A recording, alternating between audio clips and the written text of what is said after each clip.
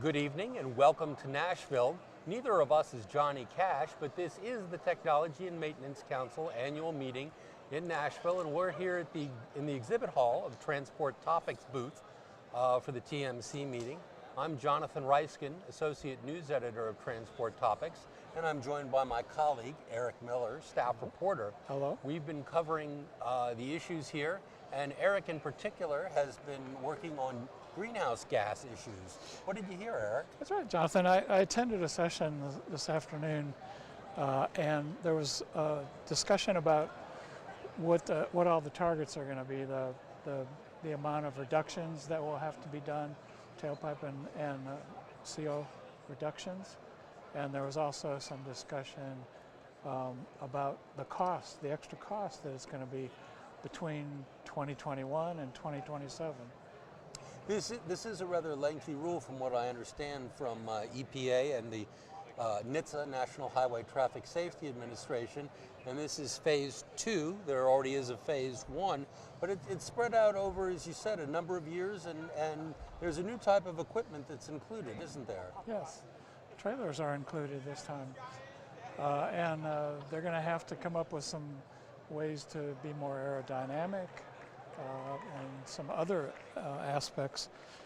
It was interesting today that Patrick Dean, who was chief economist for Kenworth, he said that he does not believe there's going to be any changes to the rule, despite a change in administrations, which, as you know, could have changed things and trying to reduce regulations. Yes, I think one of the stories we've written at TT recently about legal challenges to the rule, trailer makers are not in favor of this. They would like to see the trailer portion struck from the record, but all the truck makers, all the engine makers, they did not file any challenges to this rule.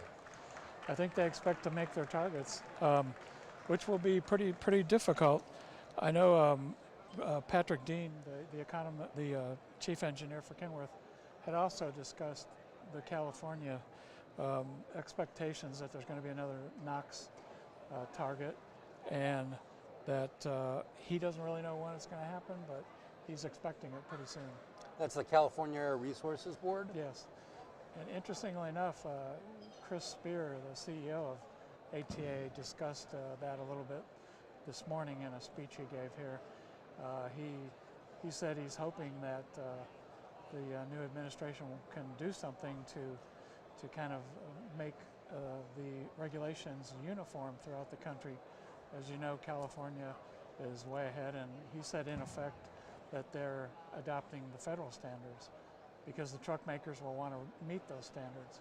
Anything else in the Spear speech of note? He talked a little bit about autonomous trucks. He said that he doesn't expect that there will be driverless vehicles for decades. He said maybe 20, 25 years. He does expect that there will be some with drivers in them that would be just doing minimum kind of watching the wheel. I went to a panel on autonomous vehicles and platooning. There was a discussion here the other day, and they talked about these issues, and fully automated robotic trucks are indeed, people still saying, quite some ways off in the future, maybe 20 to 30 years. But a number of the panelists spoke and said, you might want to consider things that are almost driverless, kind of what Chris Spears said. Maybe the machinery will take over for a long interstate highway trip. Maybe it will take over if you're caught in a traffic jam at a port and moving along very slowly.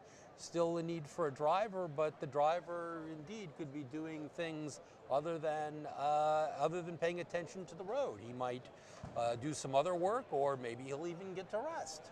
Yeah, Mr. Spear had mentioned that there are some real regulatory hurdles to this happening to an autonomous truck with no driver. He said that he doesn't think the government really knows yet how much they're going to have to change several regulations, all kinds of regulations. Well, here at TMC, we've got politics, we've got policy, and we've got maintenance. We're surrounded by lots and lots of booths. featuring the latest tools and equipment for maintaining trucks. In addition to trucks themselves, we saw the new Navistar engine recently, and then Volvo and Peterbilt and Kenworth are all in easy vision. It's been an extremely busy trip and conference, and it goes on until Thursday midday. So for Transport Topics, for my colleague Eric Miller, I'm Jonathan Reiskin of Transport Topics. Hope you enjoy the show if you're here, or reading about it in TT when we cover it later. Thanks very much.